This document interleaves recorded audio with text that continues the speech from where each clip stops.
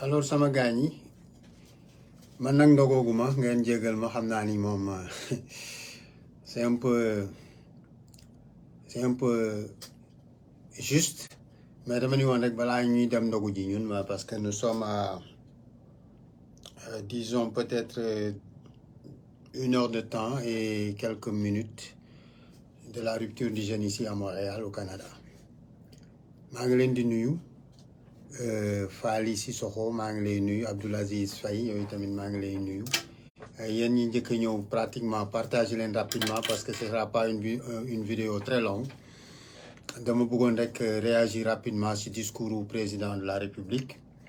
parce que déglu naa ko léegi en fait en différé pour xool lan lay wax sénégalais yi avec tout ce qui se passe dans le pays, avec toute la tension qui existe dans le pays. J'ai trouvé que le discours était un discours sans âme. Boo xam ni les anciens paramètres rek la jël sont des paramètres révolus franchement parce que boo jiitee réew da ngay am li docteur yi di seet ci nit bu feebaree le pouls de la nation jàppoon naa ni xëy na peut-être aujourd'hui dans son discours à la nation au moins bu dee mi ngi dund réalité yi nga xam ni moom le peuple am di dund dina am benn ressenti boo xam ni dina ko may mu mën a ñëw sur les choses les plus essentielles en ce moment pour l'ensemble du peuple sénégalais mais malheureusement il est resté dans ces paramètres yi nga xam ni yéen ñëpp xam ngeen ko léegi soxlawul ma leen koy wax en nous faisant des bilans en nous faisant des promesses et en se projetant tout en sachant que moom pare na il ne lui reste que quelques mois mais dafa am loo xam ni moo gënoon important pour man tey te loolu laa doon xaar parce que boo nekkee kilifa nekk njiitu réew à moins que nga nekk li ma tuddee out of touch maanaam tu ne vis pas les réalités de ton peuple véritablement mën nga am yenn discours yi de dilettantisme comme ni ñu koy waxee mën nga am yenn discours yi de distanciation wala même de mépris parce que quelquefois quand j'ai regardé ce discours je me suis dit que président bi il a un mépris total parce que les populations li ñuy dund on parle de notre fête de l'indépendance de notre fête nationale de l'indépendance indépendance par rapport à quoi et surtout dans le contexte actuel toute la tension bi nga xam ni am na ci réew mi mu bañ ni du ci wax je vais revenir tout à l'heure sur ça parce que beaucoup de Sénégalais peut-être naïvement attendaient que li nga xam ni moo indi njombe bi ci réew mi ak tension bi nekk ci réew mi xëy na dina ci wax muy la question de sa troisième candidature parce que man du ma wax troisième mandat sa troisième candidature la fête nationale de l'indépendance c'est la fête de l'armée très bien mais c'est également la fête de la jeunesse mais en réalité l'angoisse bi nga xam ni moom la majorité des jeunes sénégalais di vivre ou bien même la totalité des jeunes sénégalais di vivre angoisse boobu waxu ci combien de jeunes sénégalais sont aujourd'hui dans les prisons combien kenn mënu ko wàññi pourquoi parce que d'abord seen liberté de dire que lii lañu bëgg lii neexuñu ñun leen du ngeen ko fi waxe des jeunes qui se retrouvent sans travail après une formation très longue am seeni bac am seeni master am seeni licence nekk ci mbedd yi di jaay lu kenn xamul jeunes yooyu c'est aujourd'hui qu'il va leur dire que oui une formation livresque ne donne pas une occasion d'avoir un travail dans son discours c'est pourquoi il faudrait faire ceci et cela. C'est à la fin de son mandat qu'il le comprenne, qu'il comprend cela. C'est à la fin de son mandat qu'il va dire aux jeunes Sénégalais loolu. Et quel est son plan? D'ailleurs, même pour faire contenir loolu la. Quelles sont les usines? Quelles sont les industries? Quels sont les secteurs où xale yi dinañ leen fa former ba bu ñu accès ci au bout de leur formation ñu mën a dem sur le marché du travail am liggéey lan? Et je dis donc que président bi dafay dund ci beneen jamono, dafay dund ci beneen planète bu nga xam ni la majorité des Sénégalais ñoom dunduñu loolu. Li ñuy dund mooy coono bu tar bu metti, surtout xale yi mu jàpp leen tëj leen ci kaso bi waxu ci. Leneen li nga xam ni waxu ci mooy naïvement, moi j'attendais à ce qu'il se prononce sur la situation politique nationale, parce que c'est une occasion, c'est une adresse à la nation. Mais moom njombe yi am ci biir réew mi fi mu nekk nii, tension bi am ci biir réew mi fi mu nekk nii, mais moom cundum moo ko indi moom kese, en décidant de la façon la plus illégale que moom dafay dem wuti beneen mandat bu nga xam ni constitution bi mayu ko ko, ngor mayu ko ko, diine mayu ko ko, amul dara lu nga xam ni ci àddina bi may na ko pour que mu dugal ñu ci guute gi mu ñu bëgg a dugal fi mu nekk nii. waxu ci. Je pense que làmmiñ bu waxul dëgg wax fen. ñi nga xam ni ñoo nekk kilifa ci réew mi nag jot na ñu dégg seen kàddu encore. wax naa ko ba tàyyi mais buñ fekkee même dégguñu ko xale yi ñoom ci seen bopp jël nañ seen décision ba pare. Et l'ensemble du peuple sénégalais am na lu nga xam ni moo nekk ci ñoom. Gis nga njiit da ngay am dégg ci sa réew ni muy doxe, da ngay am gis-gis boo xam ni dina dëppaloo li ëpp ci réew mi ni muy doxe. Lan mooy la différence entre Macky Sall actuellement ak président Ousmane Sonko?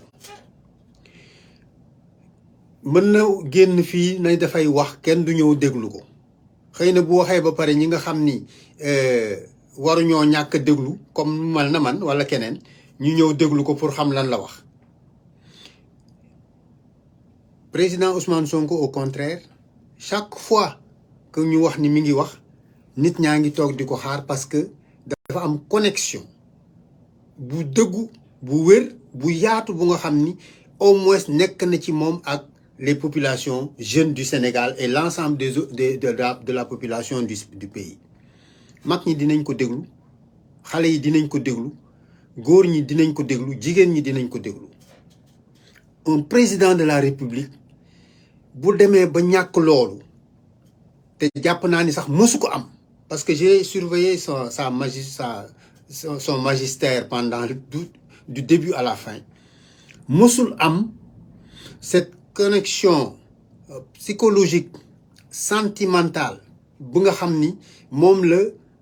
chaque fois qu'un président de la République et partout dans le monde doit s'adresser à la nation nit ñi di xaar pour déglu loolu. Ça veut dire quoi? Ça veut dire que amul benn lu ko lié de façon profonde au peuple sénégalais dans sa totalité. te loolu rek waroon na ko tax moom mu arrêté balaa mu ñuy dugal ci lu nga xam ni ñëpp a ngi njort ni bu tàmbalee ñun xamuñu fan la ñu jëmee te xamuñu fan lay arrêté. Donc j'ai trouvé que le discours du président a été un discours irresponsable parce que tenirul benn yoon compte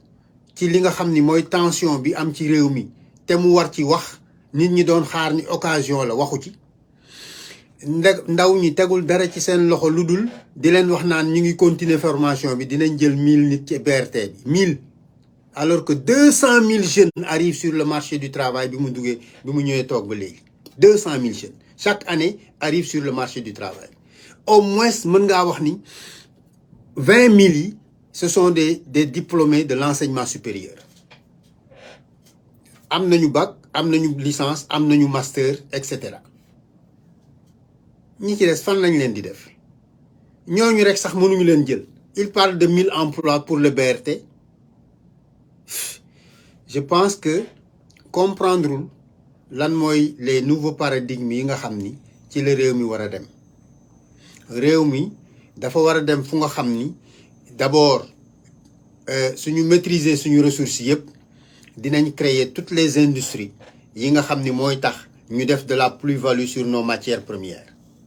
réew mi dafa toll fu nga xam ni war nañoo dem ci agriculture bu nga xam ni ce sera une agriculture bu ñuy permettre ñu am suñu indépendance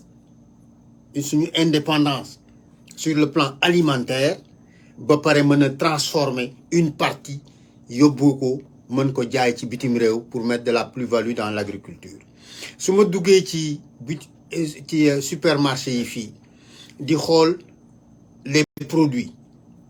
yenn saa yi dinaa fa gis ay produits sénégalais yu nga xam ni defar nañ ko boo xoolee gerte kilo gerte la ñu koy jënde ci Sénégal wala la ko baykat yi di jaayee 245 francs quelquefois wala 250 gën ngaa bëri 300 te chinois yi ñoo koy jënd nga xool ni kilo gerte boobu bu ñu ko defaree ni ñu ko war a defaree potu gerte bi fii bu ma ko jëndee gerte caaf bu ma jëndee fii potu gerte caaf bu nga xam ni chinois yi ñoo ko defar indi ko di ko jaay fii maa ngi koy jëndee $1.45 $1.45 mën nga cee defar au moins ñetti potu gerte yu mel noonu ñetti potu gerte ci kilo bi mën nga cee defar ñetti potu gerte yu mel noonu boo ko calculer dina doon $3 wala $4 $4 2000 francs la lu mu tuuti wala 2500 ça dépend du coût du dollar et donc loolu la Sénégalais yi di xaar et je pense que je suis tout à fait déçu de ce discours du président de la République amul bopp amul genn il est venu nous ressasser les mêmes choses